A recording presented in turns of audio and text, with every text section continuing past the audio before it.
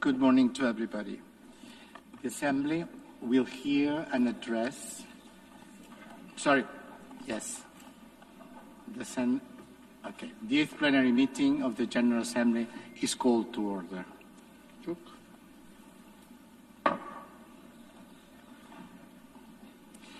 The Assembly will hear an address of His Excellency Hassan Sheikh Mohamud, President of the Federal Republic of Somalia.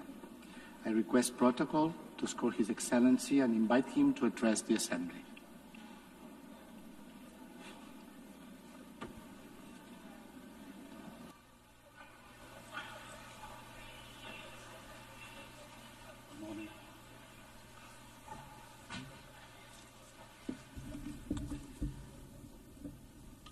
Bismillahir Rahmanir Rahim.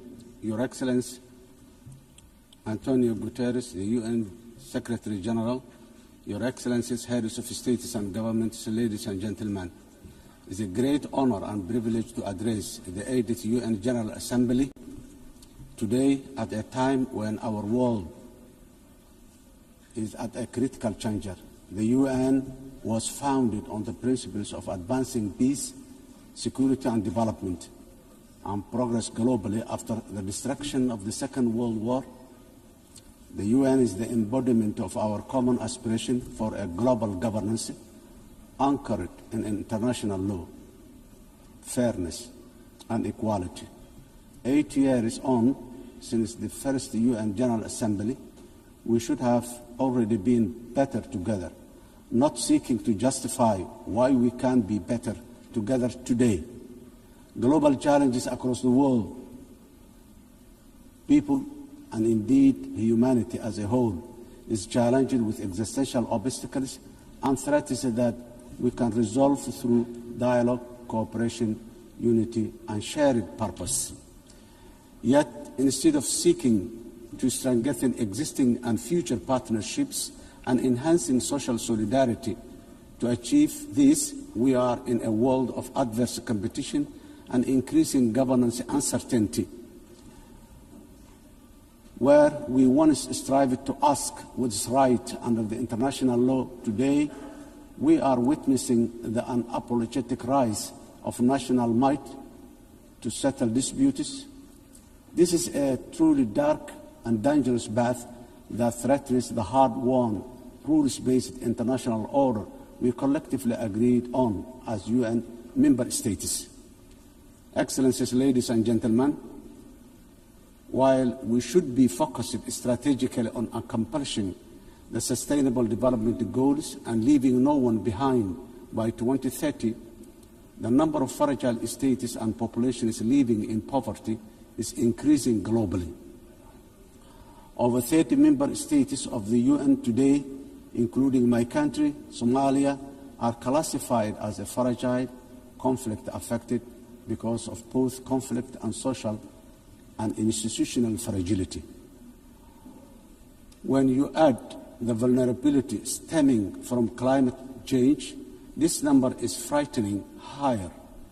In addition to this, urbanization is rising at the fastest rate in the human history because of conflict, climate, and lack of economic opportunities in rural communities. Furthermore, food insecurity remains a persistent, deadly challenge affecting billions. According to the World Food Programme, 319 million people are facing acute hunger in 67 countries today. These stark and startling facts must give us all pause for reflection and thought. If we, as a community of nations, are serious about achieving common progress and prosperity for all, as envisioned in the Sustainable Development Goals, we must redouble efforts to strengthen multilateralism, solidarity, and shared action for all our people and planet. Excellencies, ladies and gentlemen, Somalia, as a broad non-permanent member of the United Nations Security Council, is working tirelessly to promote the ideals and the values of peace, stability, and shared opportunities across the world. We are actively working with all Security Council members and the wider UN membership to find solutions for peace in the Middle East, Africa, and Europe. Somalia remains deeply concerned by the continued suffering of the Palestinian people. The ongoing violence, displacement, and deprivation faced in the occupied territories, including Gaza, demand our collective conscience and urgent action. We call for an immediate and lasting ceasefire, unhindered humanitarian access, and renewed commitment towards the two-state solution as the only viable path for a just and lasting peace in the Middle East today. Somalia Security Council, Excellencies, ladies and gentlemen, Somalia is a unique history of decisively transitioning from conflict to a brighter socio-economic and political and security future. Starting from 2012 is the history of a real national effort supported by truly committed international partners, many of whom are represented in this room today. In fact, Somalia is an evidence that multilateralism and global solidarity can make the world a better, safer, and progressive place. This lived experience is our own government's inspiration for a determinedly working for a more just, peaceful, and progressive world within the UN Security Council during our membership, because we know that we are truly better together.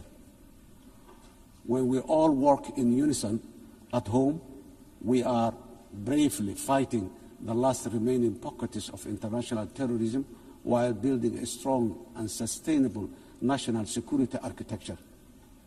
We are working closely with all our valuable international partners in defeating the violence, extremism, ideology, falsehoods, and illicit financial systems that facilitate global terrorism. As a result of our efforts in Somalia, our people and citizens across the world are safe today. Of course, while we remain grateful for all international support to combat terrorism, I strongly commend the unwavering commitment and courage of Somali security forces and the local community defense forces for their sacrifices, resilience, and success against Al-Shabaab and ISIS, the two most dangerous terror organizations in the world today. This will continue until we achieve complete victory and harmony in our country, our region, our continent, and the wider world. We must never give in to cowardly terrorists. Excellencies, ladies and gentlemen, our government has embarked on a historic journey to undertake universal suffrage elections in Somalia for the first time in 57 years. Somalia was Africa's first democratic nation in the 1960s, and we are proudly returning to that path of inclusive governance once again. Today, our national election registration process is ongoing, and more than 40 independent political associations have registered to participate in the upcoming elections. Our national experience is that nothing is better than a people-centered, a people-led, guided by the rule of law to build a unified and prosperous nation in our country. Financing development, the sustainable development goals are the blueprint for achieving dignity, justice, and equality through real investment in human capital, job creation, and social protection for the most vulnerable in all our communities. However, it was very clear from the fourth financing for development conference in Seville earlier this year that the financing gap between our ambitions and the reality are very far apart. Today, developing nations are facing the terrible shock of high debt burden, higher cost of sovereign borrowing, and expenditure on recurrent shocks, which is impossible to budget for annually. The traditional economic model of forecasting predictable expenditure supported by clear revenue streams is no longer this simple. Governments of the developing nations are also now subjected to real-time investment cuts in core developmental activities, including health, education, and basic infrastructure. This is because of realignment of the already dwindling development assistance they use to receive from the developing nations. This is not sustainable, and if we, as a community of nations, are to achieve collective developmental progress together. Excellencies, ladies and gentlemen, in Somalia, we are taking responsibility of our own economic development by building on the successes of our recent reform based on the debt relief. Today, we are focused on mitigating the excruciating cost of public service investment by continuously raising domestic revenue, strengthening public financial management systems, and enforcing strict expenditure controls while enhancing transparency and accountability. Furthermore, we are committed to benefiting from strategic location and natural resources through trade with our region and the world. In line support of this ambition, Somalia has joined the East Africa Community and is ratifying the African Continental Free Trade Area policies and joining World Trade Organization. Process is going on very well. Climate emergency. We are also resolute in our commitment to combat the devastating impact of climate change in the most vulnerable communities, especially those who are unable to mitigate and adapt effectively. Climate change is wreaking havoc across the world, with the most vulnerable countries suffering systemic and repetitive meteorological and socio-economic shocks. These devastating economies, destroying livelihoods and diverting limited public resources towards mitigating and adaptation responses, which take away from other vital social investment like education and health. The impact of climate change is forcing governments in developing countries, including my own, to make impossible financial trade-offs, which hamper our own aspiration for investing in resilience and development. Around 10% of the developing nations' budgets are diverted to responding to climate change. This needs to be addressed urgently through developed industrialized nations by meeting their financial obligations for climate crisis. They continue to exacerbate the climate crisis that continue to exacerbate. Excellencies, ladies and gentlemen, the resilient Somali people live with the climate crisis every day. For us, climate change is not an abstract. It is a horrible reality of disrupted and destroyed lives. Somalia's contributes almost nothing to global emission, yet we endure some of the harshest consequences. Droughts, floods, and rising seas erode livelihoods and displace families, threatening to undo the progress we are making towards peace and development. As a government, we understand that addressing the adverse impact of climate change is a global public good that requires a strong partnership and genuine burden sharing. On our part, Somalia has adopted the national climate change policy, updated our national determined contribution, and is preparing its first biennial transparency report. We are also developing a robust national climate finance strategy to guide how we mobilize and manage resources to address the challenge. To ensure these resources are used effectively, we have established the National Climate Fund, a dedicated institution to channel climate financing transparently and directly to the communities on the ground, to the communities on the ground. We are restoring degraded lands, strengthening water security, and piloting nature-based solutions that protect both people and ecosystems. Despite our efforts, accessing climate finance remains too slow and complex. As our government strengthens its domestic revenue capacity and initiates the process for pre-arranging disaster risk financing, we call for financial support that is accessible, affordable, predictable, and just from the international financing institutions and capital markets. Nations on the front line, like Somalia, cannot be left to face this crisis alone, unsupported by the dominant global financial architecture, which is not fit for the purpose in this age of great challenge. Excellencies, ladies and gentlemen, in conclusion, the 80th anniversary of the UN General Assembly is the best possible opportunity to take stock of our global achievement as far as our common commitments to sustainable development are concerned. We quietly transitioned from the Millennium Development Goals to now the Sustainable Development Goals. Now, I wonder, with the clock rapidly ticking very fast towards 2030, what the next acronyms of our global development aspirations will be.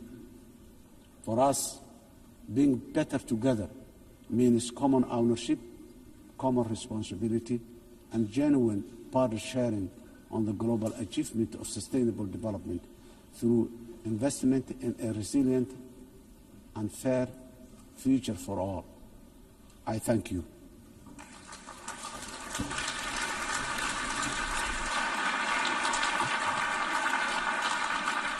On behalf of the Assembly, I wish to thank the President of the Federal Republic of Somalia.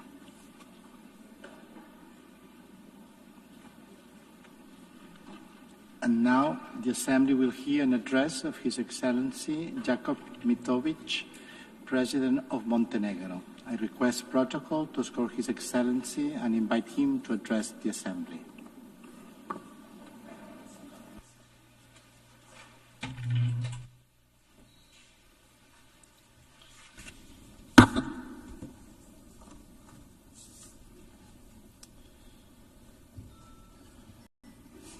Mr. Speaker, Excellencies, ladies and gentlemen, allow me to convey my warmest congratulations to Her Excellency Annalena Baerbock on her election as the President of the 80th session of the General Assembly.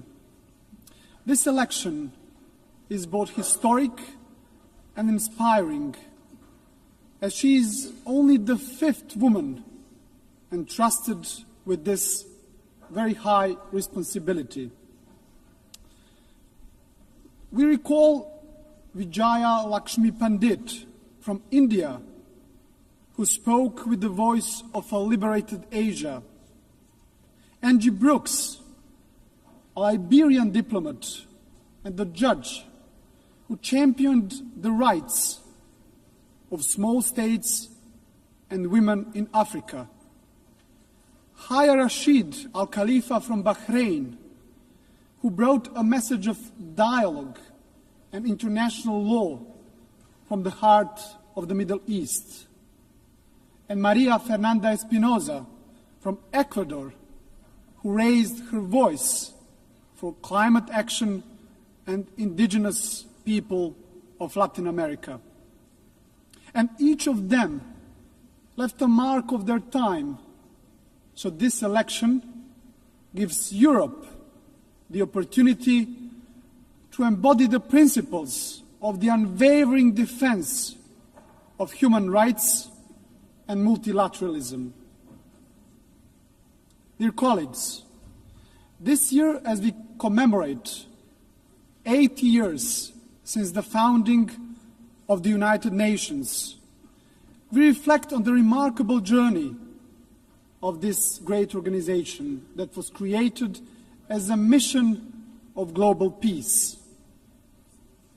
Born from the ashes of the Second World War, the United Nations emerged as a beacon of hope for humanity. Dear colleagues, imagine the devastated cities throughout the world back in 1945. Warsaw, reduced to ashes. St. Petersburg, shattered after the years of the siege. Berlin, in ruins. Hiroshima and Nagasaki struck by the unimaginable horror. And my hometown and the current capital of Montenegro, Podgorica, was also in the bombings virtually razed to the ground. And imagine at the same time the world leaders gathered, who despite their wounds looked to the future.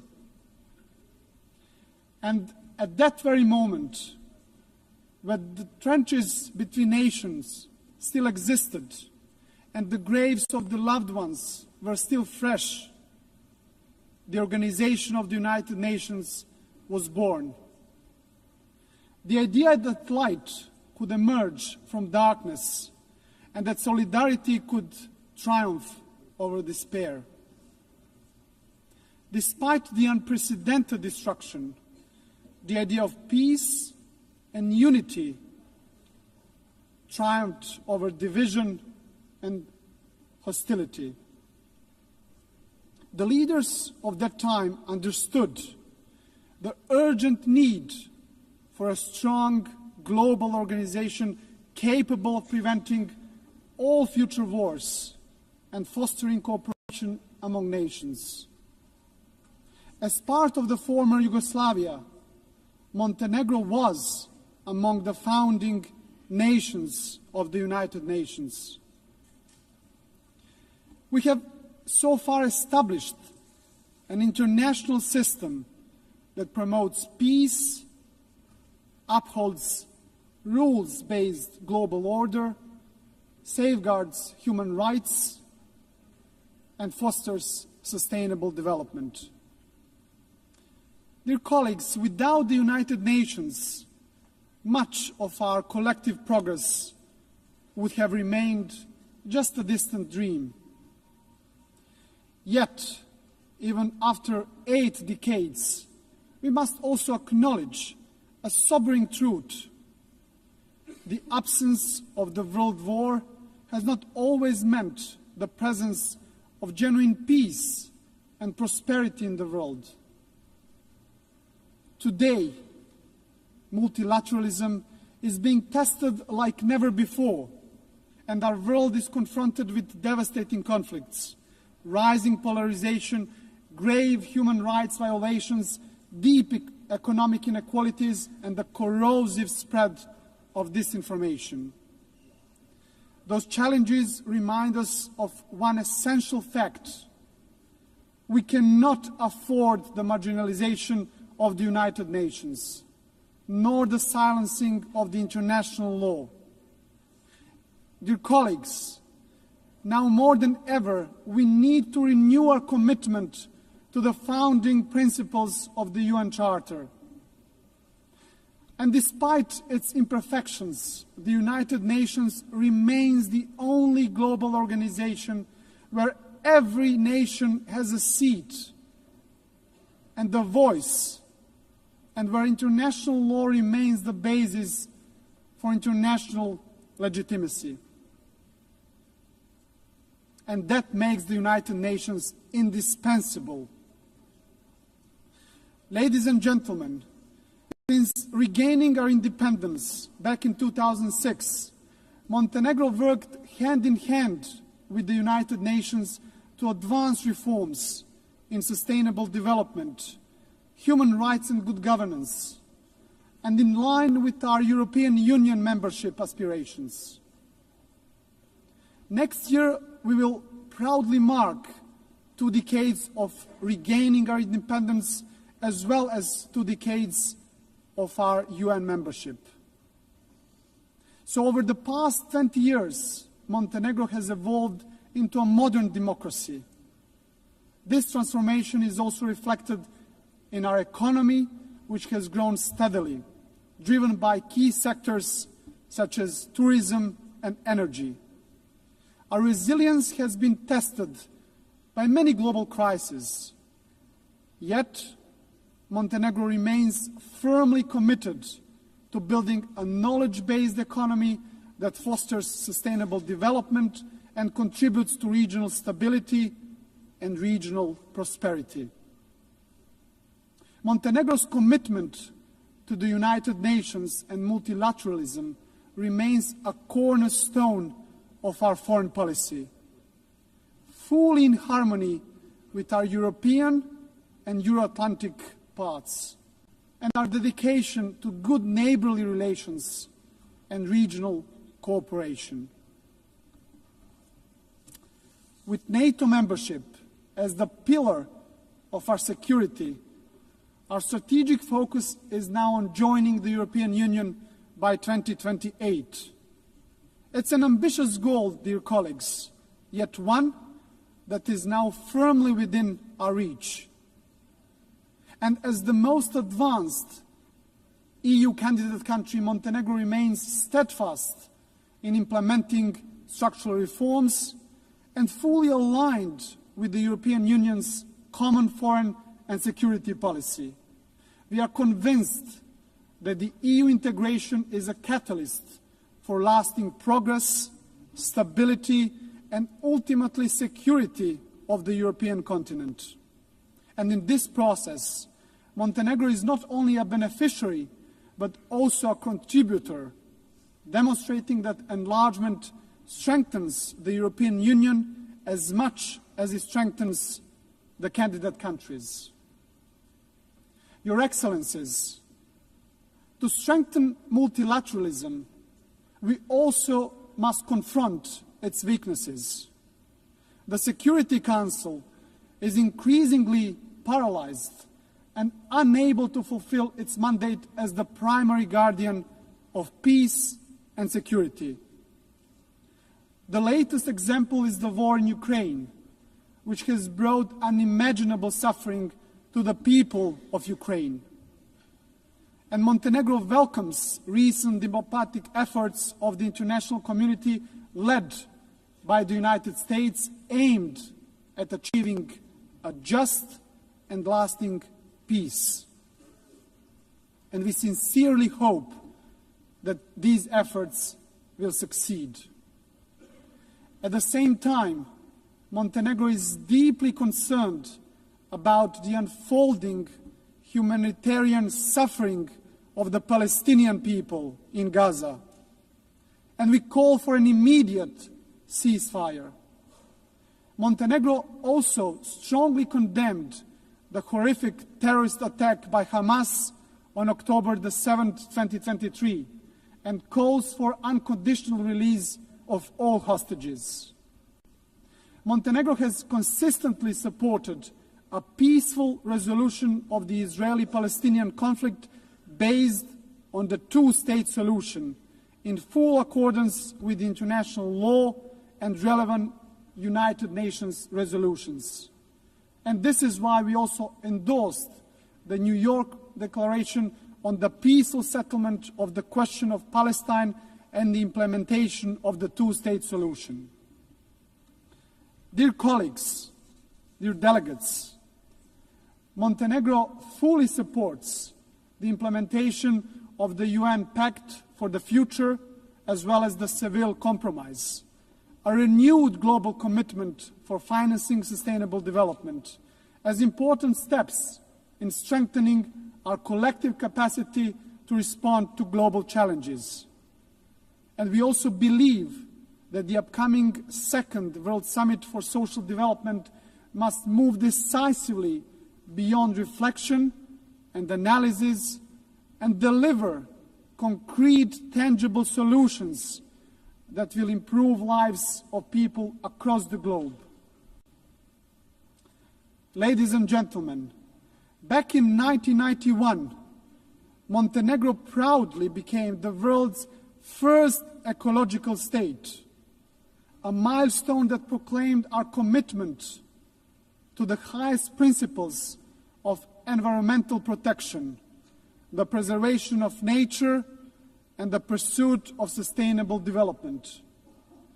UN Agenda 2030 remains our guiding light for sustainable development, and Montenegro takes pride in being among the first countries in the world to integrate all the SDGs into its national framework almost a decade ago. A further important step in advancing the implementation of the 2030 Agenda was the creation of the SDG Acceleration Fund, a powerful mechanism for financing SDG goals. Ladies and gentlemen, for Montenegro, the priority is clear, which is to create conditions that will enable our young people to build their future at home, offering them equal opportunities to thrive. And by insisting on the value of knowledge and ensuring equal access to education, we strive to reduce inequalities and empower our citizens to reach their full potential. Ladies and gentlemen, climate change must be tackled globally and urgently. And it is no longer just warnings from the scientists. It is floods that swallow villages and cities, fires that destroy forests, fields, and homes, and delaying a more decisive action on the international scale means gambling with the lives of those who live today, but also of the future generations. Dear colleagues, rapid technological change, and particularly the rise of the artificial intelligence, must be harnessed in a safe, responsible, and inclusive manner. Technology should be an evolutionary gift to humanity, developed, founded, and guided with social responsibility, serving the greater good.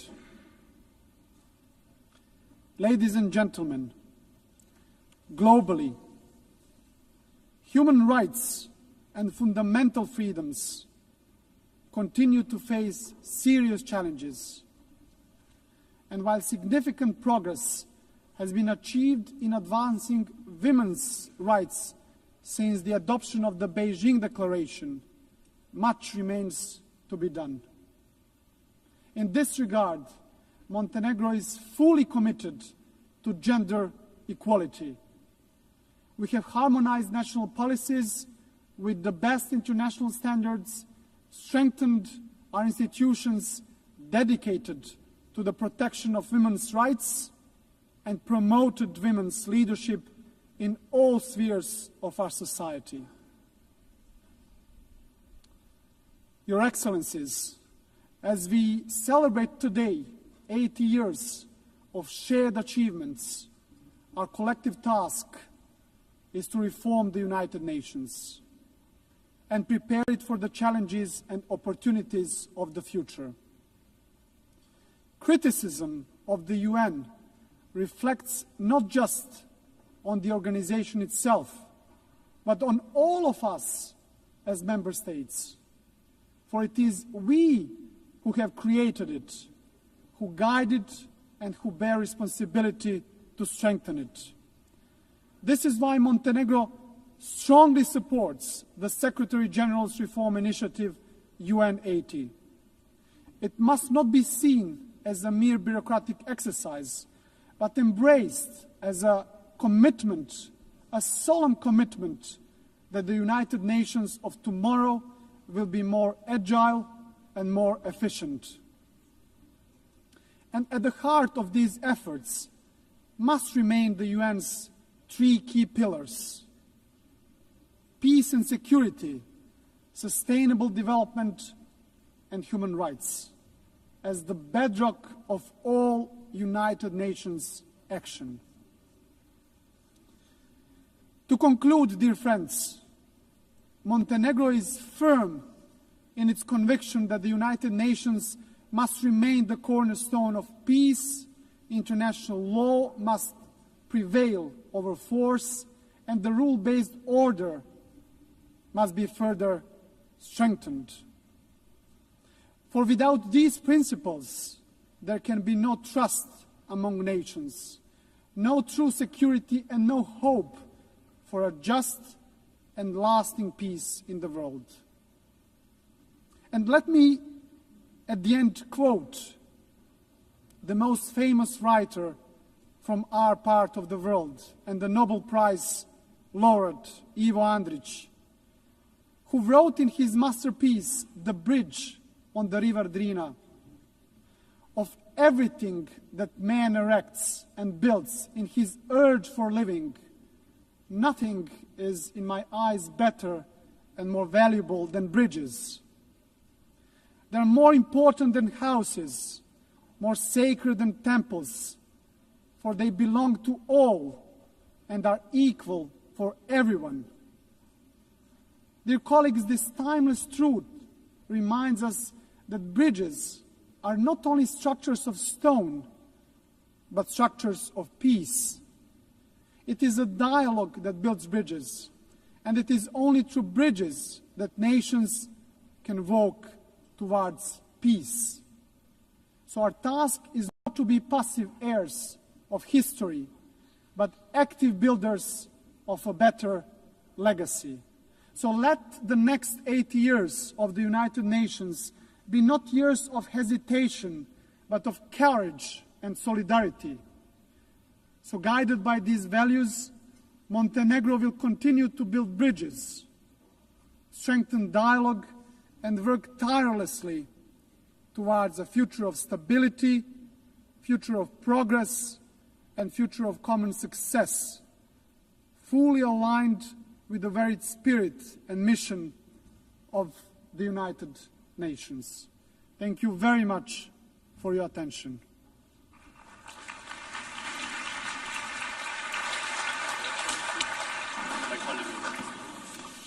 On behalf of the Assembly, I wish to thank the President of Montenegro.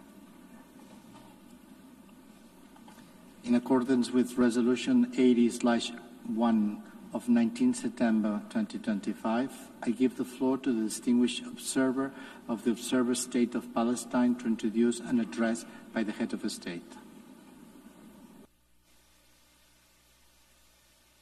بسم الله الرحمن الرحيم.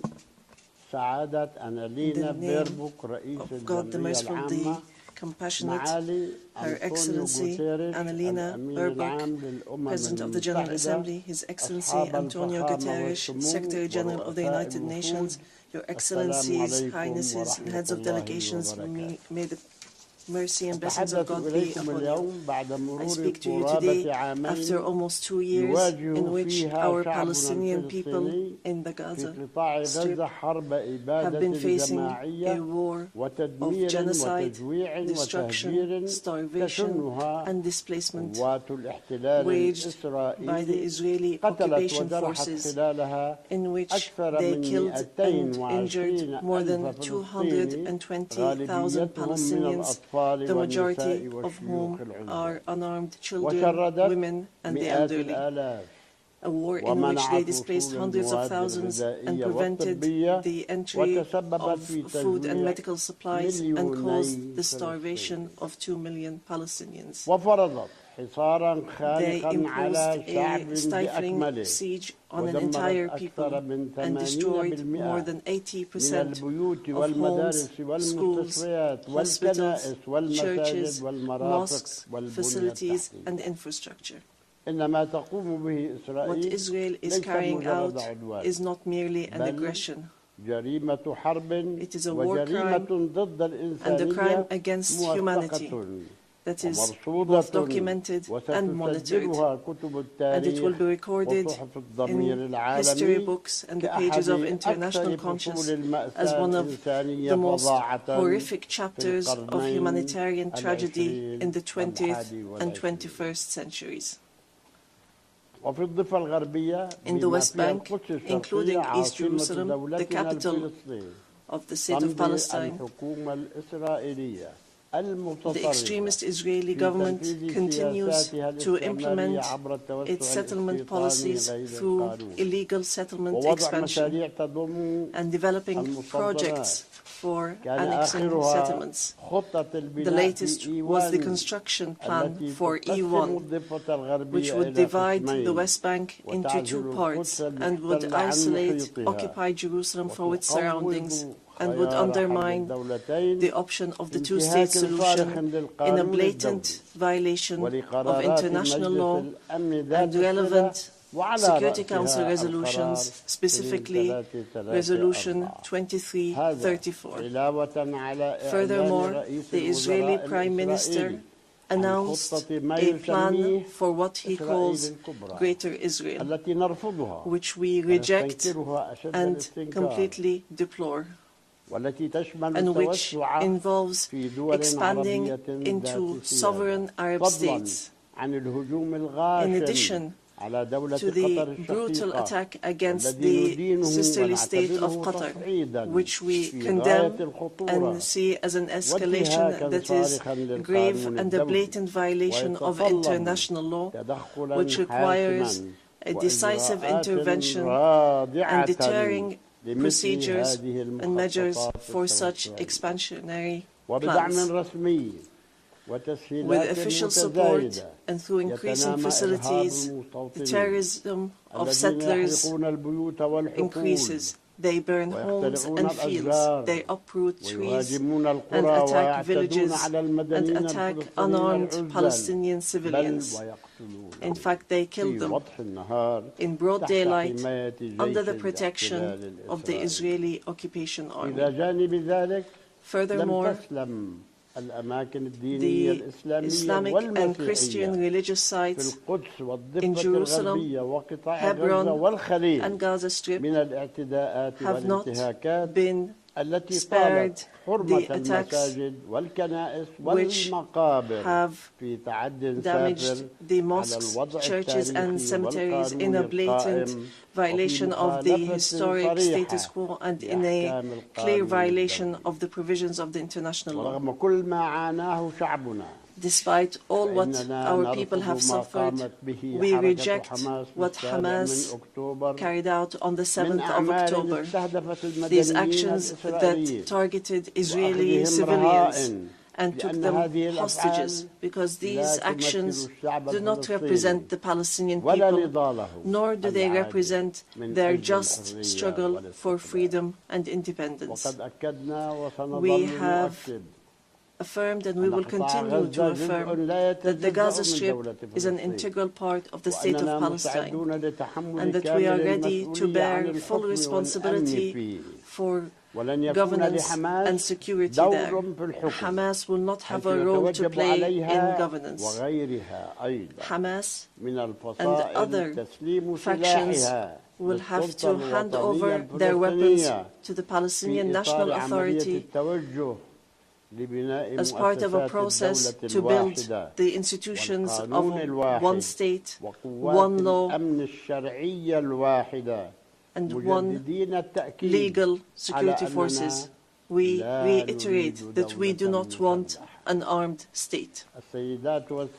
Ladies and gentlemen, our wounds are deep and our calamity is great. 7 million Palestinians are still living the tragedies of the Nakba and displacement since 1948.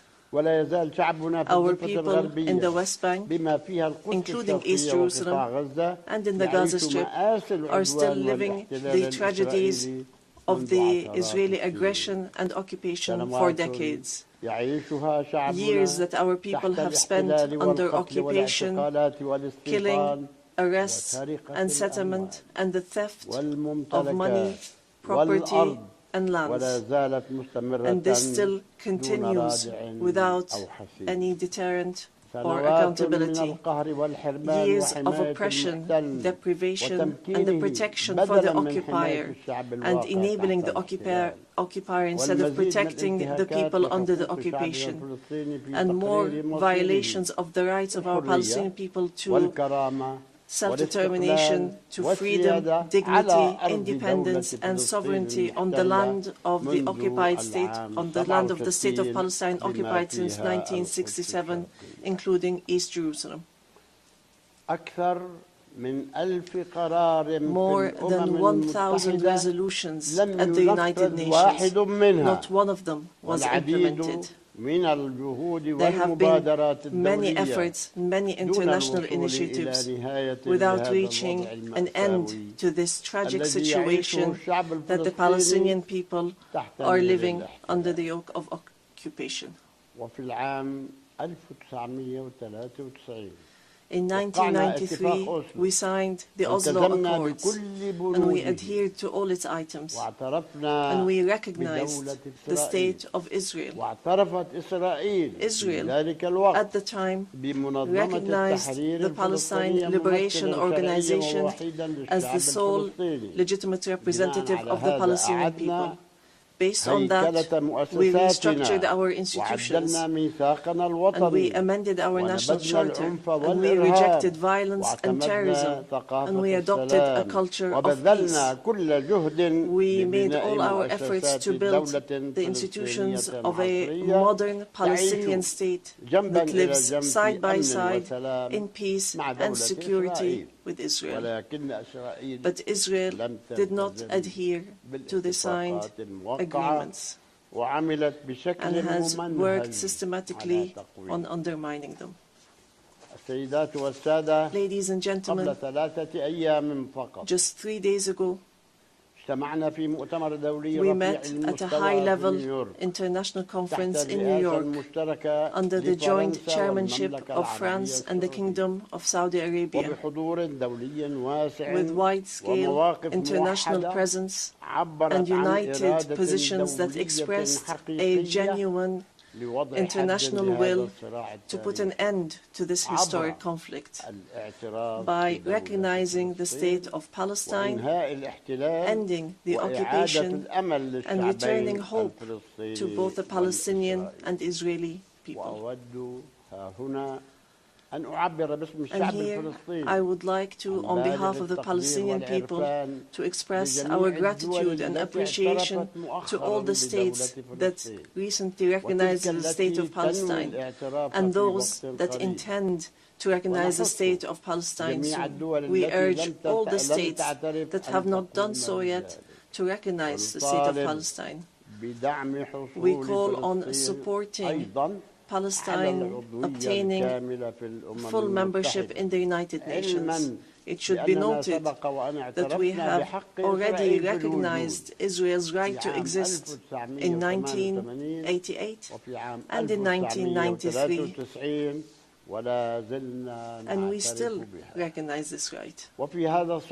In this regard, we would like to thank France, the UK, Canada, Australia, Belgium, Portugal, Luxembourg, Malta, Monaco, San Marino, Andorra, and Denmark for their recognition of the state of Palestine.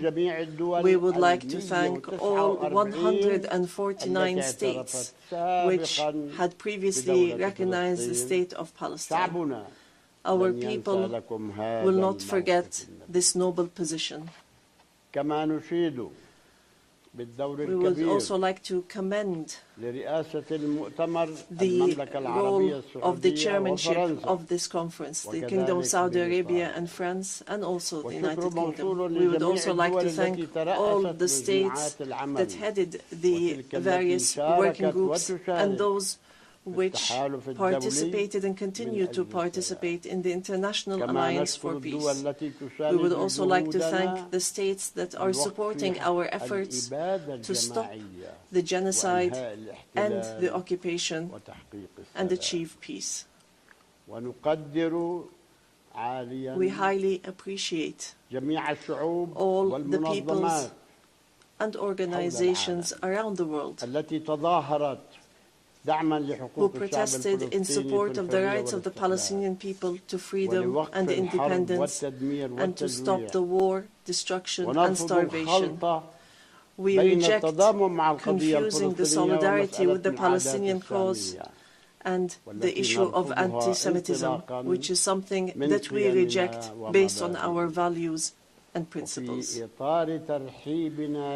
the framework of welcoming the outcomes of the International Conference for Peace, we reiterate today before the General Assembly the following points. First, the need for an immediate and permanent end to the war in Gaza. Second, the entry without conditions of humanitarian aid through United Nations organizations, including the UNRWA, and to stop using starvation as a weapon. And here we would like to thank the brotherly and friendly states and organizations that have been sending aid. Third, the release of all hostages and prisoners on both sides. Fourth, the complete withdrawal of the occupation from the Gaza Strip and the rejection of the plans for displacement and putting an end to settlement, the terrorism of settlers, and the theft of Palestinian lands and property under the headline of annexation, and stopping the aggression against the status quo in holy sites. These are all unilateral actions that undermine the two-state solution in Gaza, the West Bank, and Jerusalem. Fifth, the state of Palestine should take their full responsibility, starting with the Administrative Committee for the Gaza Strip, which is chaired by a minister in the Palestinian government, to manage the affairs of the Gaza Strip for a temporary period, and then to connect that with the West Bank, all through Arab and international support, and with Arab and international presence to protect civilians in Gaza and support the Palestinian forces under the umbrella of the United Nations, rather than being a replacement. Sixth, to guarantee that the residents of the Gaza Strip remain on their lands without displacement, and to implement a recovery and reconstruction plan in both the Gaza Strip and the West Bank. Seventh, releasing the Palestinian tax money that is being held by the State of Israel unjustly, and lifting the economic siege and the barriers from the Palestinian cities, villages, and refugee camps. Eighth, supporting our national efforts towards reform and conducting presidential and parliamentary elections within a year after the end of the war. The practical procedures has begun. A committee has been assigned to draft a temporary constitution, and it will end its work within 3 months, so that we move from authority to state. We want a modern and democratic state that abides by international law, the rule of law, and multilateralism, and the peaceful transition of power. And we are extremely keen to empower women and the youth. Ninth, we declare that we are ready to work with U.S. President Donald Trump and with the Kingdom of Saudi Arabia and France, the United Nations, and all partners to implement the peace plan that was approved in the conference that was held on the 22nd of September, in a way that would lead towards a just peace and regional cooperation. Ladies and gentlemen, today we say clearly, peace cannot be achieved if justice is not achieved, and there can be no justice if Palestine is not freed.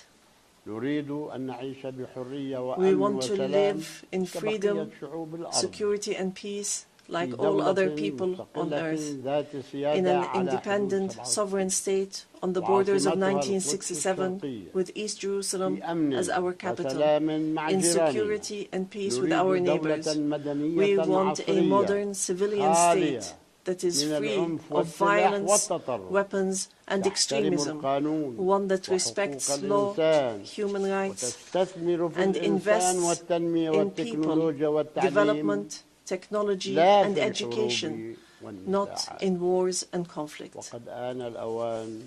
The time has come for the international community to do right by the Palestinian people so that they may obtain their legitimate rights to be rid of the occupation and to not remain a hostage to the temperament of Israeli politics, which denies our rights and continue in their injustice, oppression, and aggression.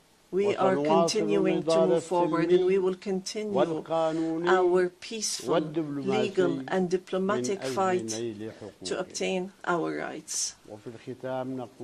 In conclusion, we say to our sons and daughters in the homeland, in the exile, and in the diaspora, no matter how much our wounds bleed, and no matter how long the suffering lasts, it will not break our will to live and survive. The dawn of freedom will emerge, and the flag of Palestine will fly high in our skies as a symbol of dignity, steadfastness, and being free from the yoke of occupation.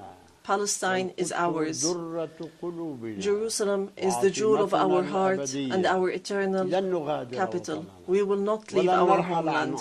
We will not leave our lands. Our people will remain rooted like the olive trees, firm as the rocks. We will rise from under the rubble to rebuild and to send from our blessed and holy land messages of hope and the sound of truth and right, and build the bridges of just peace for the people of our region and the entire world. May the peace and mercy and blessings of God be upon you.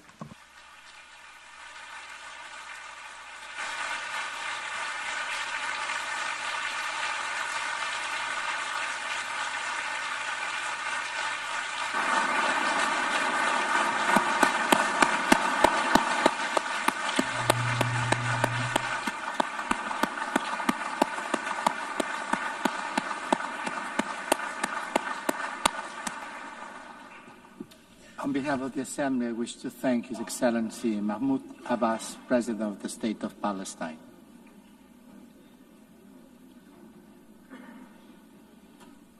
The Assembly will hear an address now by His Excellency Rashad Mohammed Al-Alimi, President of the Presidential Leadership Council of the Republic of Yemen. I request protocol to escort His Excellency and invite him to address the Assembly.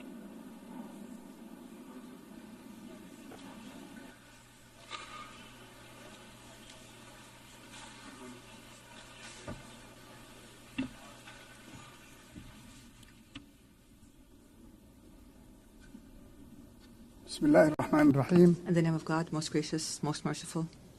خطابي اليوم سيكون My statement today تحت عنوان will be entitled من أجل اليمن For Yemen, من أجل العالم. for the world. أصحاب الجلالة Your والفخامة والسمو Majesties, Your Excellencies, Your السيدة Highnesses, رئيس الجمعية العامة Madam للأمم President of المتحدة the General Assembly of the السيد United الأمين Nations, العام Mr. Secretary General, السيدات والسادة ladies ممثلو and الدول gentlemen, الأعضاء. distinguished delegates. في البداية تقدم للسيدة I would first like Annalena to offer Madam Annalena Baerbock and her friendly country, the Federal Republic of Germany, I'd like to offer them our sincere congratulations on her election as President of the United Nations General Assembly.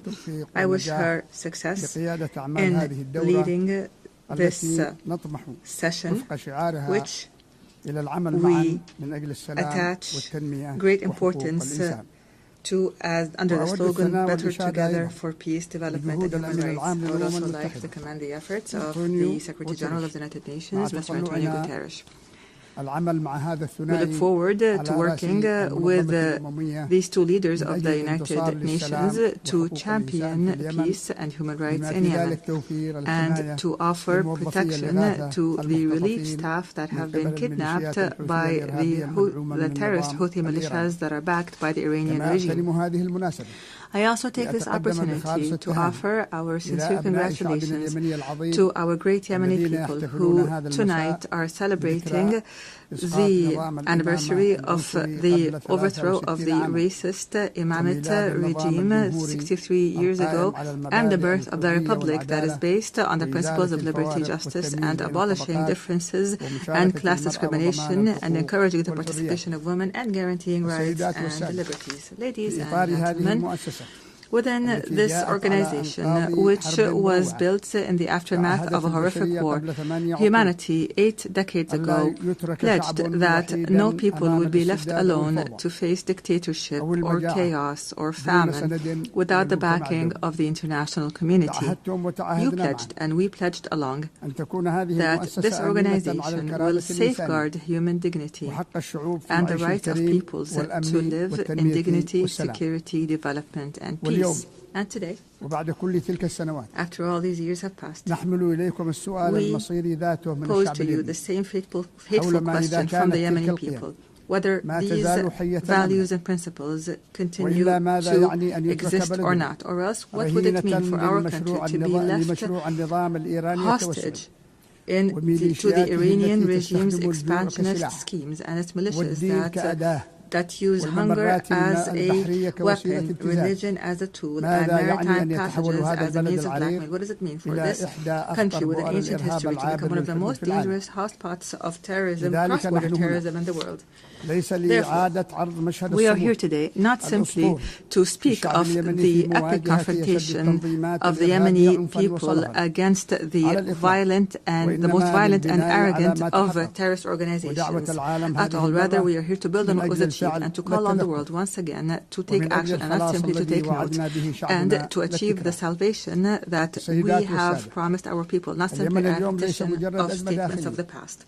Ladies and gentlemen, Yemen today is not simply a domestic crisis, rather it is a test of the credibility of the international organization. After a decade has passed to the coup that was orchestrated by the Houthi militias supported by the Iranian regime against the national consensus, our people are living one of the gravest humanitarian crises, facing security threats that transcend our borders and spread to the region and the entire world. The Houthi militias are no longer a rebel group in a remote area in the country. Rather, the Houthi militias are an international terrorist organization armed to the teeth with an advanced Iranian arsenal, including ballistic missiles and drones and booby-trapped boats and sea mines and fissile projectiles and other qualitative weapons that are internationally banned.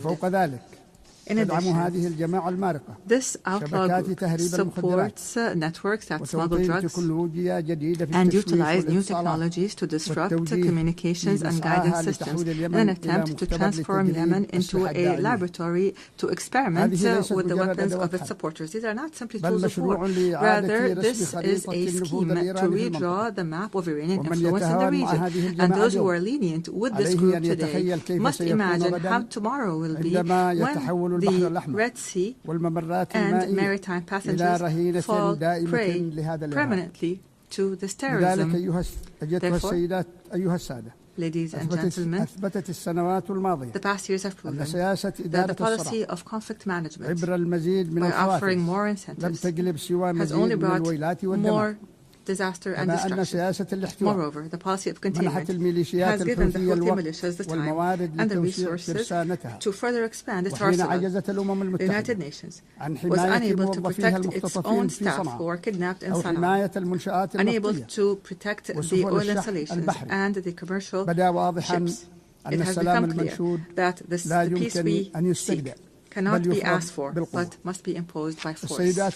Ladies and gentlemen, it has become incumbent upon the world to reconsider its position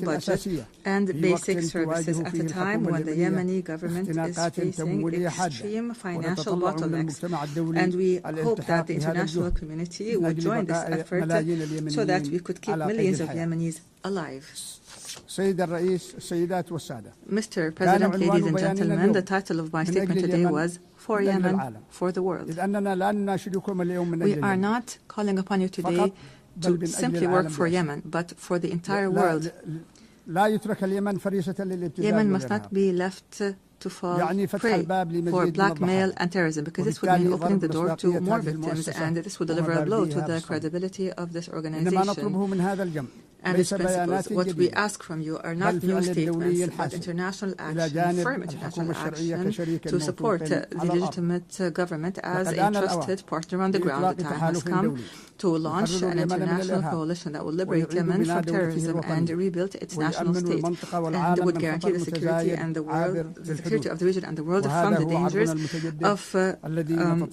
dangers of cross-border terrorism. And this is what we call for, to regain sovereignty in our country and put an end to the chapter of militias once and for all. I thank you, and peace and God's blessings be upon you.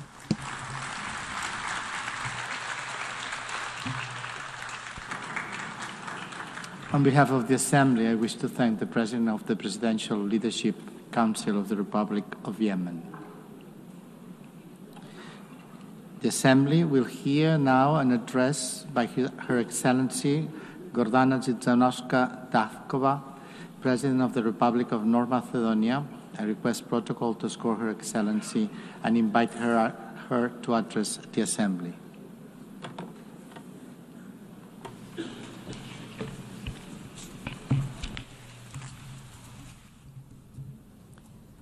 Почитувана председателке на Генералното собрание на Обединените нации, госпожа Аналина Барбо, почитуван генерален секретар на Обединените нации, господин Гутереш, членки екселенции, дами и господа.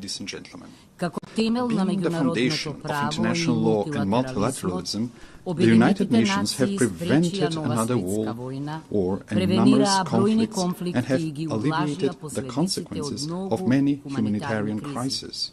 They have helped many nations embark on the path to sovereign equality, lifted millions of extreme poverty, and educated entire generations. They have inspired a global movement for rights and freedoms, for social justice and equality. They have raised awareness of environmental protection and mobilized humanity in the fight against climate change. For these and many other achievements, the United Nations, its agencies and leaders have won no less than 12 Nobel Peace Prizes. Nevertheless, the United Nations today face a geopolitical and geoeconomic earthquake that is shaking the foundations of the post-World War II order. Today's crisis stems from deep tectonic shifts, undermining the principles that shaped the world for the past 80 years. A new geopolitical era is emerging before our eyes. Instead of acting together on the urgent challenges such as peace and security, climate change and environmental destruction, artificial intelligence and growing inequalities, we seem to be heading towards a post-Hobbesian state of war of everyone against themselves. Instead of a single international order, parallel orders seem to be emerging, each with its own rules, values and interests, often directly against one another. Being paralyzed and isolated when most needed, I wonder if the United Nations is turning into the League of Nations. The signs are all around us. Instead of creating a sense of shared future, humanity is facing wars and loss of humanness. With international humanitarian law increasingly ignored, hunger is weaponized and humanitarian workers are targeted. Amid everyday violence, the world is oscillating between nihilistic pessimism and hedonistic escapism, between hopeless lamentation and heartless indifference, as in the first decades of the 20th century. The terrors of the international order have opened deep geopolitical fault lines. One of the most active is in Ukraine, where war has been raging for 3.5 years. Russia's aggression is a flagrant violation of the Charter of the United Nations and a direct threat to international peace and security. We also express our deep concern of the recent violations of the airspace of Poland, Romania and Estonia, every one of them a NATO member state. We supported the joint statement of September 12 and call for immediate de-escalation, full respect for international law, and use of preventive diplomacy to reduce tensions and preserve peace. Your Excellencies, the geopolitical fault line also runs through the Western Balkans region. The Macedonian accession process to the European Union has been continuously obstructed for 20 years, but not on the basis of objective Copenhagen criteria, but for subjective nationalistic reasons. The latest EU condition to start our negotiations is a new imposed amendment to the Constitution. The Constitution, lex superior, and in Rousseau's sense, a social contract between citizens, represents the most internal matter of any state. Our Constitution provides 4 initiators for amendments: the President of the Republic, the government, at least 30 members of Parliament, and 150,000 citizens. It is clear that neither our neighbours nor the European Union are authorized proposers of amendments. We emphasize that conditioning the start of negotiations to new constitutional amendments once again reopens issues of history, culture and language, questions we have been assured were settled by the Prespa agreement with Greece. We are constantly reminded that agreements must be respected. Pacta sunt servanda. We know, I agree, we note that the Treaty of Friendship, Good Neighbourliness and Cooperation with Bulgaria contains no provisions for constitutional amendments. Finally, through the Constitutive Act, the EU defines itself as a unity of diversity and commits to respecting cultural and linguistic diversity, national and cultural identity, and dignity and integrity. How then is it possible that we are asked to discuss and negotiate with a neighbor about history, culture, and language? Time and again, we stress that we perceive ourselves as Europeans and deeply believe in the European project that brought peace and economic prosperity after the Second World War. The European ideal remains our greatest inspiration and strategic aspiration. As a country dedicated to good neighborly relations and regional cooperation, we do not seek disputes with our neighbors. What we desire is to be integrated in the Union, but without additional conditions and with national dignity preserved. We warn that after the war in Ukraine, the blocked European integration of the Western Balkans is not only a political, but also a security issue. With the political door closed for the Western Balkan countries and the door wide open for influences of third geopolitical centers of power, it is ironic that the Union calls for resilience towards them. Must we end up on the Security Council's agenda for the EU to unblock enlargement? If the European Union wants to be a geopolitical union, it must not leave the Western Balkans in a geopolitical vacuum. As the President of the European Commission has noted, the European Union must break the armor of consensus as soon as possible if it wants to complete the reunification of Europe and become a strong geopolitical factor again. Madam President, esteemed Excellencies, finally, I cannot but not address one of the most geopolitically volatile regions, the Middle East and Gaza. The Middle East has an ancient and rich tradition of interreligious and inter-ethnic coexistence. History has shown that diversity, when respected, can be a source of cultural enrichment and long-term peace. But also, history teaches that violence, regardless regardless of its origin, deepens divisions, prolongs human suffering, and distances the parties from a just and comprehensive solution. We are convinced that sustainable peace in the Middle East can only be achieved through dialogue and diplomacy, in accord with international law. The inviolability of human life and dignity must be respected, even in times of war, in accord with international humanitarian law. In that spirit, we reaffirm our support for international efforts aimed at de-escalation, inclusive dialogue, and direct negotiations. Esteemed Excellencies, these geopolitical fault lines and tensions point unequivocally to the following. Without multilateral institutions and procedures, without international law and principles that would tame the strong and protect the weak, we will reenact the Thucydides Melian dialogue, with the strong doing what they can and the weak what they must. Consider how repeated violations of the United Nations Charter were tolerated, clearing the path for new ones.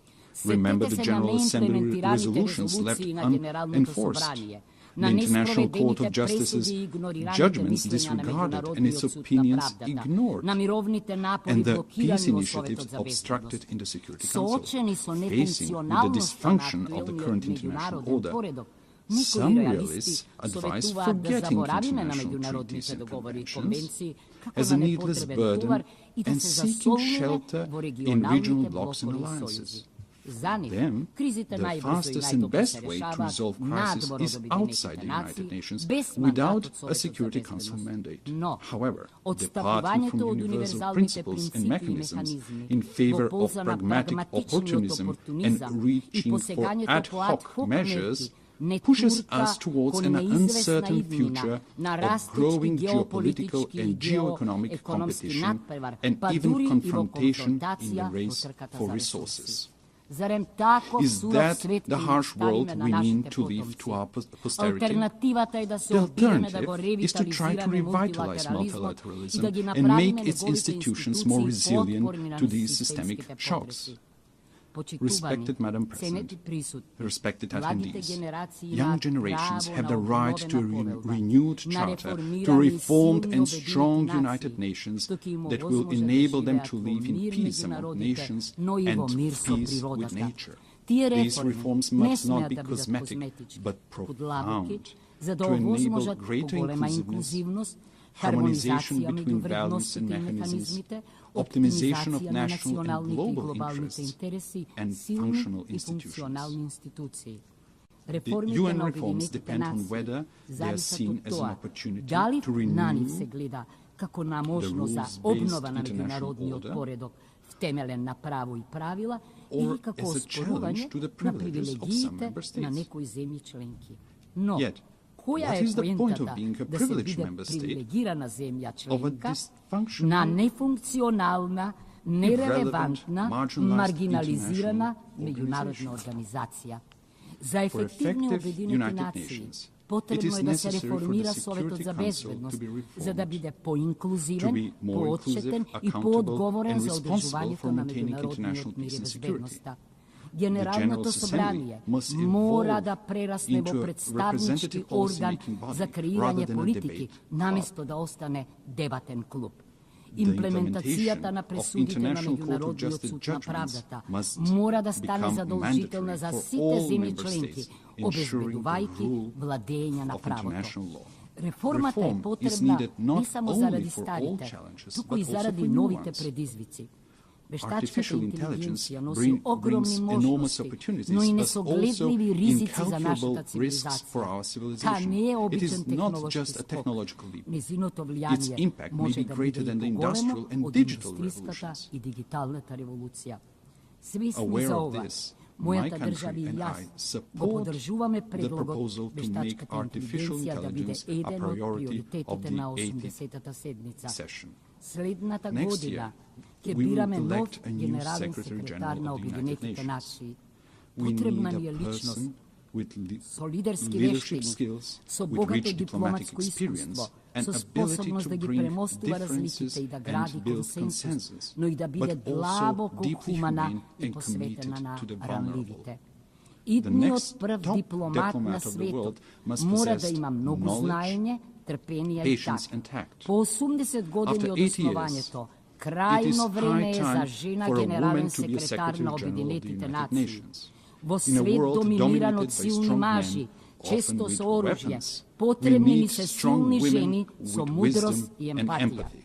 Verujem believe deka that women ženite, koji who zajedno are, so decata, along with their se children, najgolemite are the i greatest and najbrojni most žrtvi na numerous vojnite, victims of wars, ima have neotuđivo an pravo i inalienable obvrska right and da posegnat obligation to ponivna prevent them. prevencija. The Anarhični anarchic međunaroden international order poredak je is a zakana threat za to site, all, a but najmnogo especially za to small malite states. državi. It is Prirodno je natural malite i for srednji državi small da and bidat medium-sized najgolemite states to be the podržuvaći greatest na supporters reformite of na the United Objedinetih Nations naciji. reforms. Ceniti ekscelenciji, Distinguished excellencies, dozvolite let da me share with you podelam what što pravi we are doing. menijen. Makedonskite Macedonian građani citizens deke are gi already čustuvat experiencing the posledicite od consequences of the klimatskata climate kriza, crisis, kako što such su as extreme ekstremnite weather conditions. vremenski uslovi. That Zato, is a na why we supported the COP29 v implementation of Baku the Paris go Agreement at podržavme sproveduvanje to na COP29 Parijski in dogovor. Baku. Ja podržavme We supported obrskata the od Sevilla Sevilla za commitment finansiranje on na financing razvoj for i gi development and integriravme integrated celite the za sustainable održiv development razvoj goals in vo our našata nation's nacionalna development razvojna strategy strategija 2024-2044. 2024-2044. Na At the tretata third konferencija UN na Ocean Objedinetite Conference naciji in za Nice, okean otvonica se we založitme committed za to strong silno međunarodno international upravuvanje ocean sa governance okeanite, supporting podržuvajki go the action akcijski plan. plan. We Vložuvame are golemi making great napori za efforts to promocija promote na women's žensko to leadership liderstvo and the i implementacijata implementation na of the agendite agenda za on ženite, women, mirot i peace and bezbednosta. security.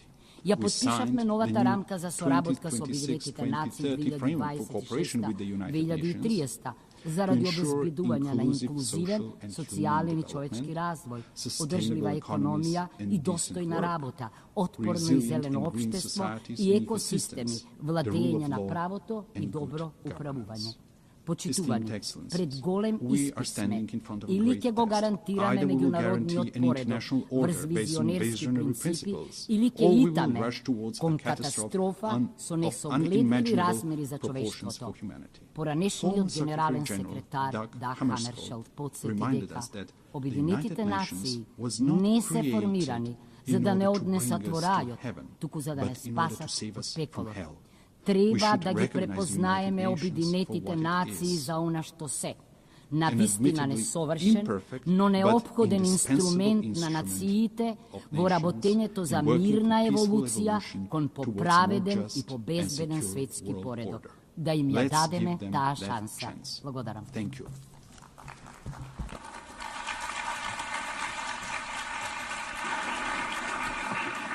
On behalf of the Assembly, I wish to thank the President of the Republic of Macedonia.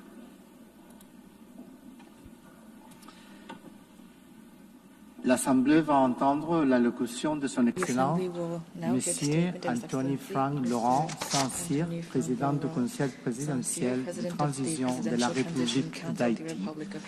J'ai pris le protocole de vouloir l'accompagner, son Excellence, qui m'invite à prendre la parole devant l'Assemblée.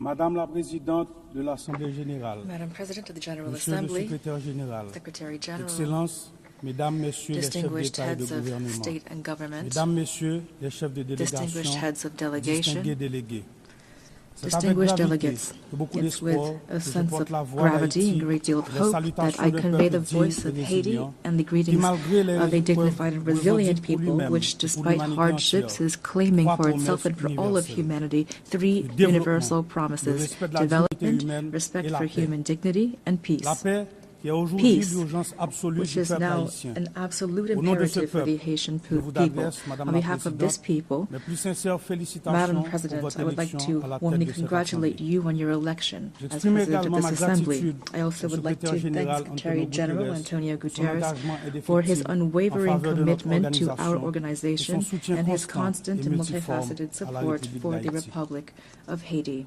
Mesdames, Messieurs, Ladies and gentlemen, the theme of this session, Better Together, 80 Years and More for Peace, Development and Human Rights, honors the outstanding work carried out over the past decades. It also recalls the importance of remaining unified and resilient in the face of the unprecedented crises threatening the future of the planet, as well as international peace and security.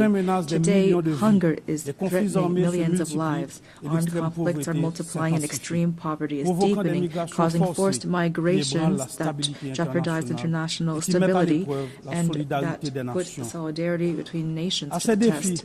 In addition to these challenges, we also are dealing with climate change, a rise of terrorism, mass atrocities, transnational crime, the erosion of human rights, and disinformation. We cannot turn a blind eye to the urgent need to strengthen our healthcare systems, to ensure a just energy transition, and to promote gender equality and youth inclusion.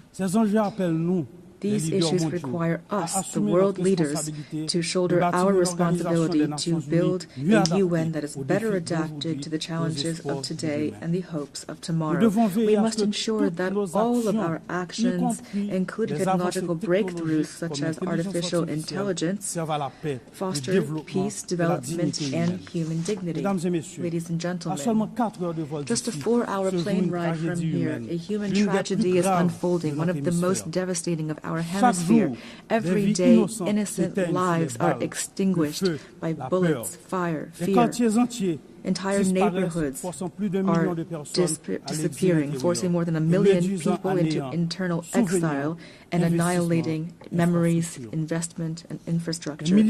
Thousands of children have been deprived of their fundamental right to education. Thousands of young people are condemned to despair. Hundreds of women and girls have been raped, and they will forever carry the scars of this violence in their bodies and souls.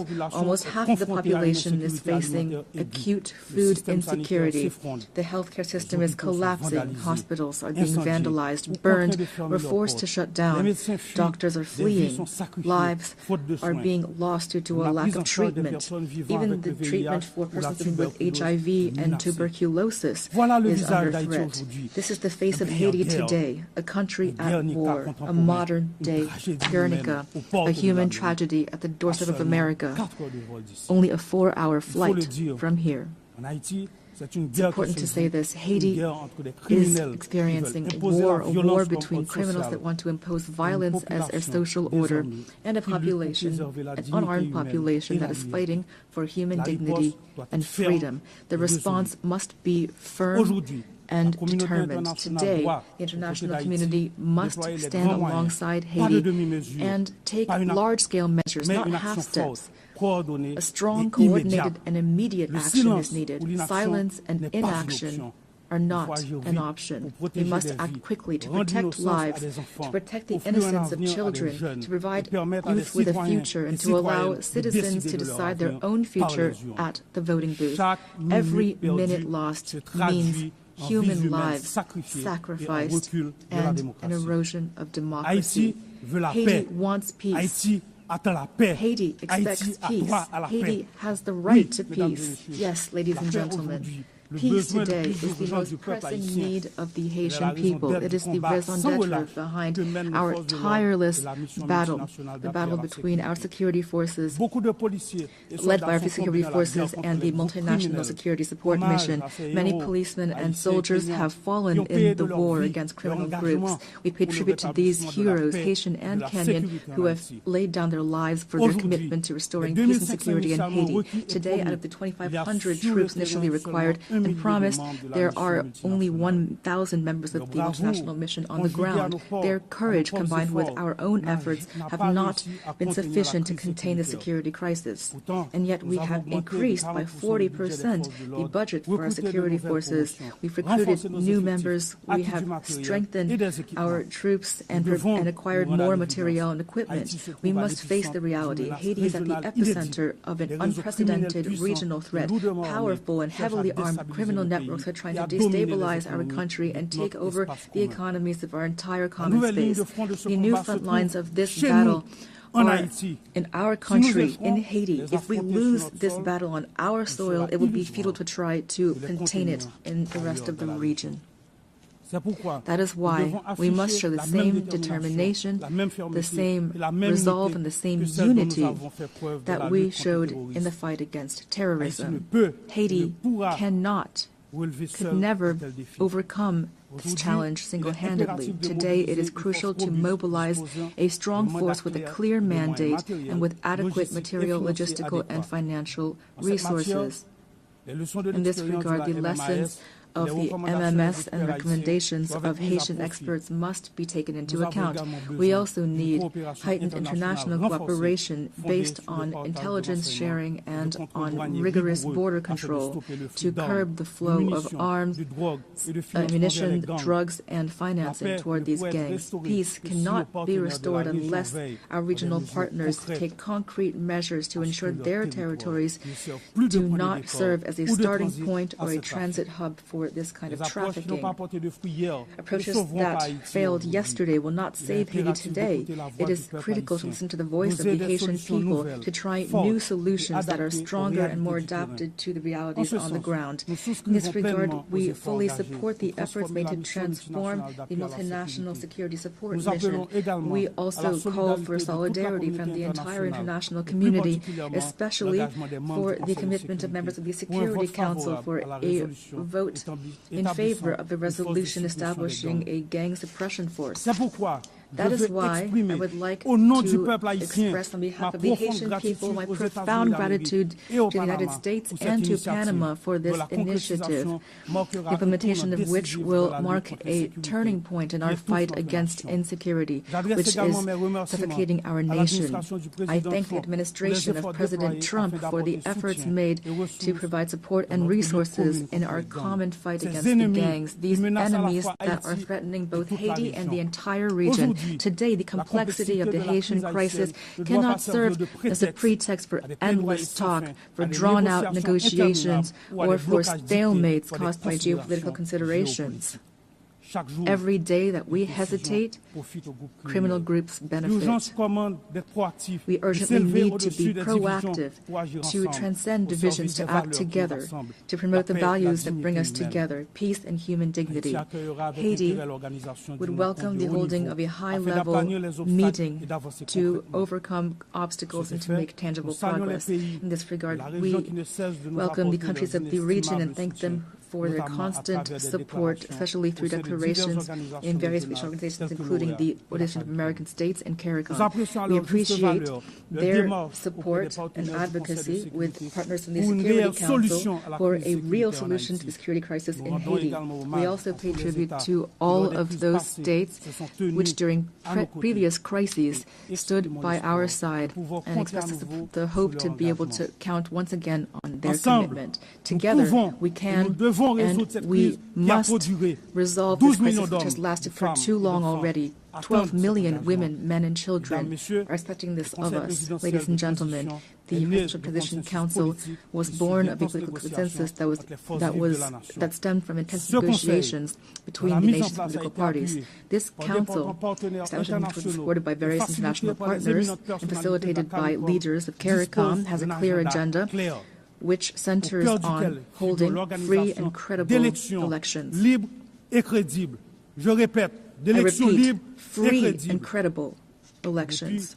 Despite the many challenges caused by the security crisis, the electoral process, for which the PTC and the government have shown real political will, has made real headway. The Electoral Council, Provisional Electoral Council, has already identified more than 85% of the voting centers, mobilized more than 70% of the elections personnel, and national financing to the tune of $65 million is guaranteed. The Presidential Transition Council is working closely with the MMS, the OAS, CARICOM, and BNU to ensure free, transparent, and inclusive elections reflecting the sovereign will of the Haitian people and guaranteeing the full and effective participation of young people, women, people with disabilities, and marginalized groups.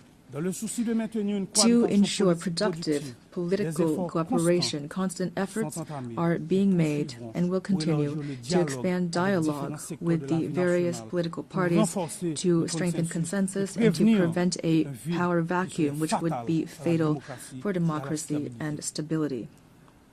The Haitian people must be able to choose its own leaders. The state wants credible elections. Our greatest challenge remains restoring security. The urgent and solemn call that we have once again issued to resolve the security crisis in Haiti must not be left to languish on paper nor be lost amid rhetoric and unkept promises. In Haiti, peace can no longer wait. Ladies and gentlemen, the transitional period does not allow us to launch all of the major federal reforms the country needs, but the humanitarian crisis we are currently experiencing must be overcome. To this day, the Haitian state has provided 72% of emergency assistance for IDPs and is assisting families to relocate. We are profoundly grateful to our international partners that have assisted us in the humanitarian response, and we are keenly interested in the promising initiatives put forward by those which, like the Association of Caribbean States, have chosen to join our effort. But our strategy is not limited to immediate assistance. We must move from assistance to investment. To this end, the government is determined to develop two major economic hubs, the Great North and the Great South, based on strategic sectors such as agro-industry, textiles, renewable energy, tourism, and services. Haiti will continue to count on its key partners to weather this difficult period and to relaunch its economy. We call for their support through the establishment of concrete mechanisms such as the renewal of the Hope Help Law or launching urban renovation projects which will allow us to create jobs, to put an end to the humanitarian impasse, and to reduce migration pressure on Haitians in the region.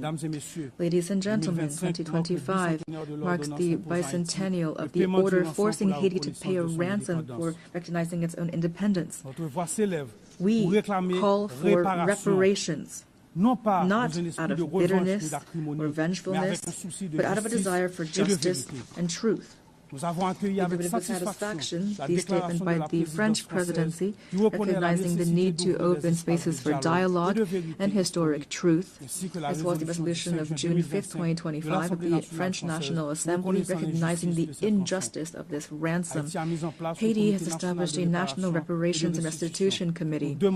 We call for this progress to be accompanied by concrete action. France, which is the cradle of human rights, today has the opportunity to write a new chapter in its history with Haiti by honoring the ideals of freedom, equality, and fraternity that unite us. Ladies and gentlemen, I must underscore the invaluable support provided by the Haitian diaspora throughout the world, who are often living in hardship, whether in America, in Europe, in Africa, or elsewhere. The millions of Haitians living abroad contribute to the development of Haiti. We are undergoing a multidimensional crisis, and we call for the patience and understanding from our partners and friends so that our nationals are always treated with respect and dignity. Behind every migrant there is a face, a family, a history, and a contribution to be made to their new country of residence. Haiti reaffirms its commitment to dialogue and to bilateral cooperation in the spirit of neighborliness and mutual respect to identify balanced and long-term solutions to Haiti's problems. The safe and orderly circulation of goods and of people, especially through air transport, is crucial for a shared future and common prosperity. Ladies and gentlemen, the Haiti of tomorrow deserves peace and prosperity, a future based on independent judiciary, universal education, affordable health care for all, and an economy that provides every citizen with the same chance at success. This future also requires bold reforms, independent justice, and an end to impunity. On April 16, 2025, we enacted a decree establishing two specialized judiciary bodies, one to litigate crimes and complex financial infractions, and another to prosecute mass atrocities and sexual violence. We're making progress toward making these bodies operational. We are prepared to continue down this path. This is not the time for Haiti fatigue. The international community does not have the right to turn away from Haiti's situation. In light of this crisis, silence would not be neutrality, it would be complicity. Ladies and gentlemen, allow me to pay tribute to the Haitian people. Representing them here is the greatest honor of my life. Beyond my functions as president of the Presidential Transition Council of Haiti, I am a real, active Haitian citizen with a profound love for my homeland, a land of freedom and dignity, a land of courage and talent. Haiti is not a nation that has given up. We are a great people, a people that stands together, men and women who have sacrificed for their homeland and for humanity. Haiti is not a playground for armed criminals, but rather it is a nation on its feet, comprised of dignified, resilient families who every day, despite terrible adversity, are fighting for a better future. I pay tribute to my fellow countrymen and women who are, without a doubt, among the most resilient people on earth. They deserve better. Giving them new hope is my only mission, and that is why now I call upon you to stand side by side with Haiti. We must build peace in Haiti, for the Caribbean, for the Americas, for all of humanity. Thank you.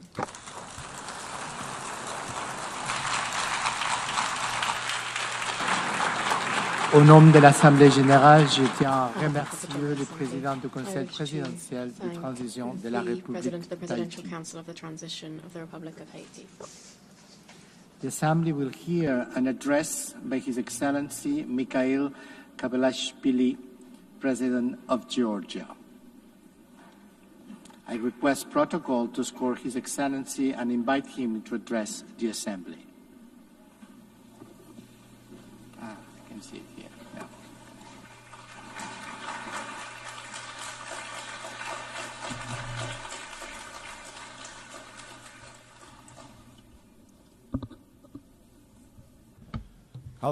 Madam President, Mr. Secretary General, distinguished colleagues, ladies and gentlemen, I represent a country with a 3,000-year history, the cradle of one of the world's most ancient civilizations and the brave Georgian people, filled with pride and dignity, a country that possesses a unique alphabet, an ancient language, and 17th century-long Christian traditions. The history of Georgia is a continuous chronicle of our people's struggle for survival against invaders, through which we have miraculously managed to preserve our cultural identity, traditions, and national character. Despite centuries of continuous warfare with invaders, the cultural environment in Georgia has always been distinguished by exceptional humanism, tolerance, and compassion for others. Tolerance, openness to others, harmonious coexistence and diversity form the cornerstone of our ancient culture, which is brilliantly reflected in Georgian polyphony, in our national traditions, and in the world-renowned Georgian epic Piotr Rustaveli's The Knight in the Panther's Skin. Georgia is a place where throughout history, no human has ever been oppressed or persecuted on ethnic or religious grounds. Quite the opposite. We have always been known for our profound sense of justice. I represent the Georgian people who know both the cost of war and the value of freedom and peace, a people who cherish their rich history and traditions, while at the same time facing with resolve the challenges that lie before our country.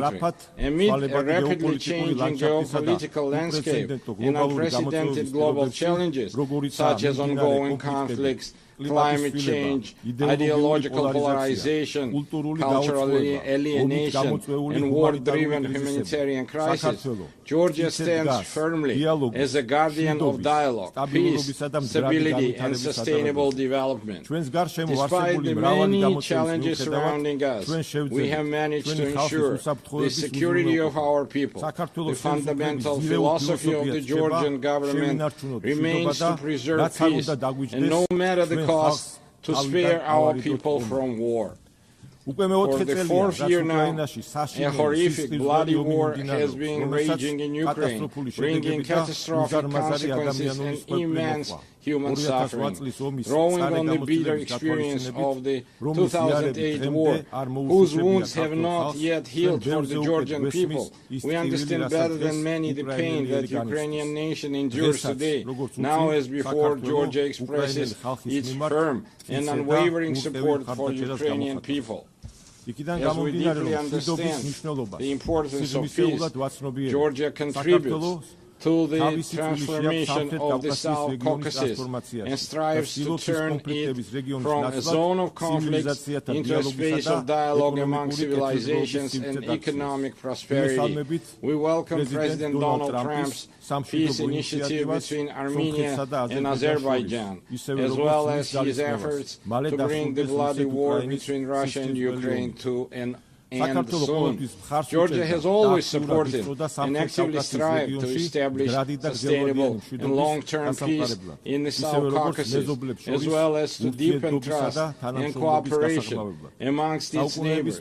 For centuries, our country has been at crossroads of civilization and a space for dialogue among diverse cultures. Today, Georgia is reclaiming its historical role.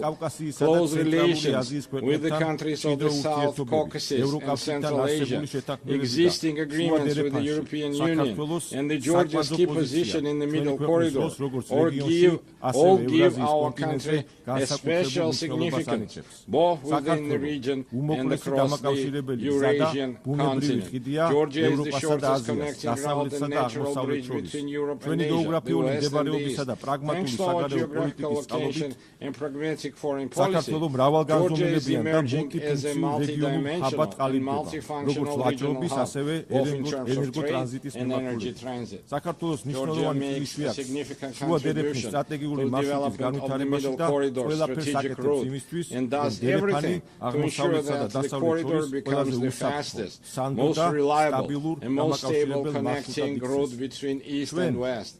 We are actively working with international investors, developing infrastructure and facilitating the creation of new energy transit routes, all of which ultimately enhance the connectivity between Asian and European markets. Within the framework of the Middle Corridor and its development, Georgia has launched strategically significant projects aimed at increasing the volume and intensity of rail, sea, and air transportation. Among them, the railway modernization project has already been completed, while work is actively underway on the deep sea port in Anaklia, the new international airport in Tbilisi, and the Black Sea submarine cable project.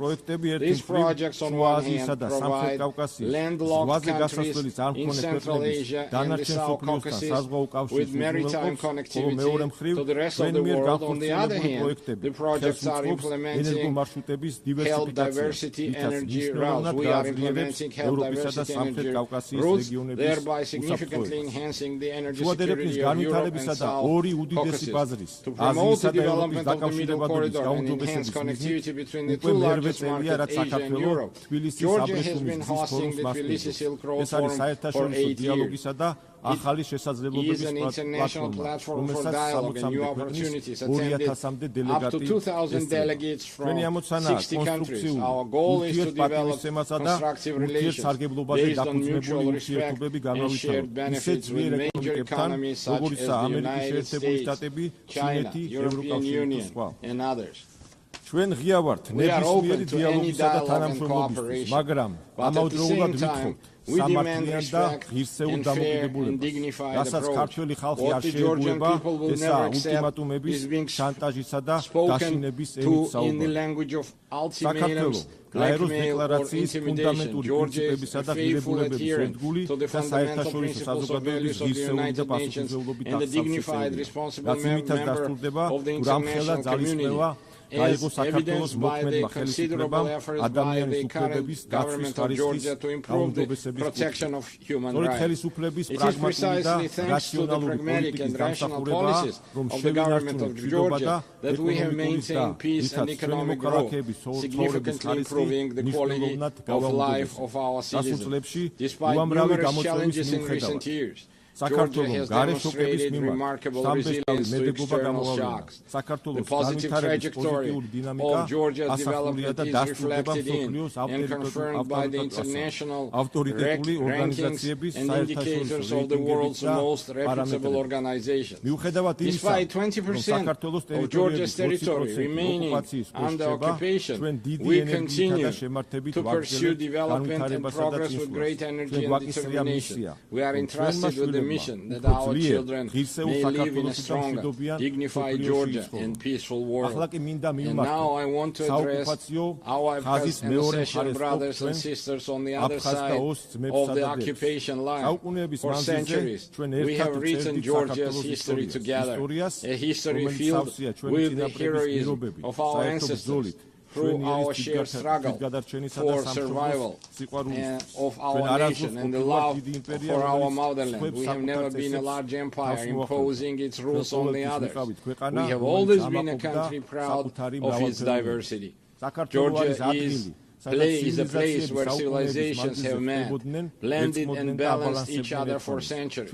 Our culture is the very product of this complex and enduring synthesis. My Abkhaz and Ossetian brothers and sisters, our cultural code has not changed. For us, diversity is not a problem. It remains an essential formula for our existence, which is why we always meet our compatriots from the other side of the occupation line with open hearts and outstretched hands.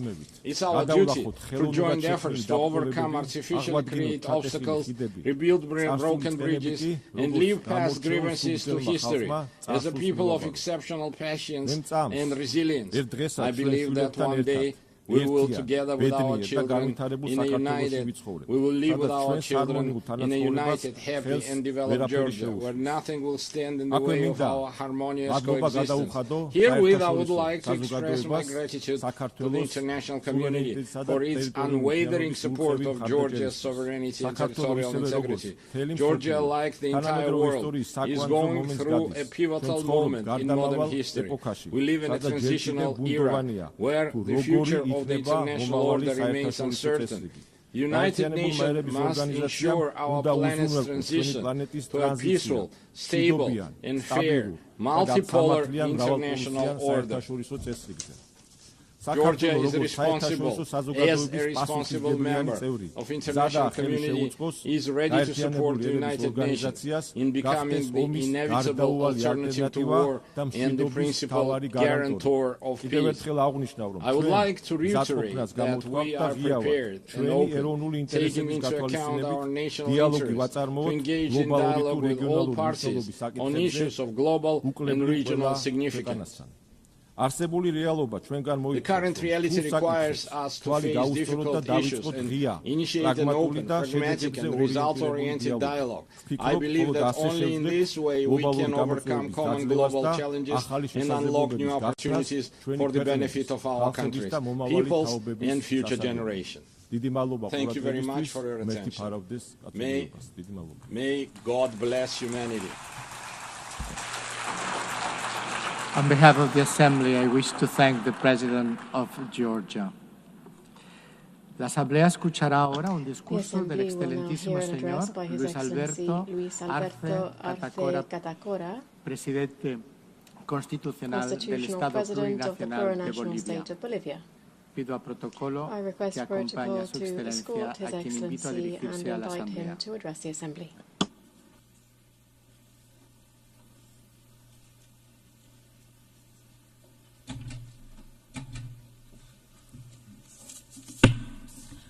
Muy buenos días. A very good morning to all of you. Permítame expresar un fraternal saludo a la Presidenta de la Asamblea General de Naciones Unidas, Annalena Baerbock, y por su intermedio a toda la Asamblea. El 80º periodo de sesiones no es un dato cualquiera. Es un espacio de un momento histórico que nos invita a detenernos y mirar hacia atrás para recordar por qué nació esta organización y se dio los resultados que la humanidad esperaba después de 2 guerras mundiales en las que la lucha por la riqueza y las áreas de influencia dejó millones de muertos, desplazados y heridos. Vivimos con una verdadera lacerante que pretendemos ignorar. En 8 décadas se han desarrollado en el concierto de las naciones narrativas que, usando la habilidad de las potencias con larga experiencia en el derecho internacional, han camuflado heridas profundas y recuerdos desgarradores de la humanidad, empleando inteligentes cuerpos normativos que predican el deber ser de las Naciones Unidas, registrados en costosos materiales impresos y audiovisuales que son poco efectivos ante problemas flagrantes como el neocolonialismo en todas sus expresiones, ocupación territorial, genocidio, injerencia política, económica y cultural, el racismo, la discriminación, el armamentismo y la violencia que lleva implícito, sin contar otros aspectos como el hambre, la crisis climática, alimentaria y las cada vez más frecuentes crisis financieras.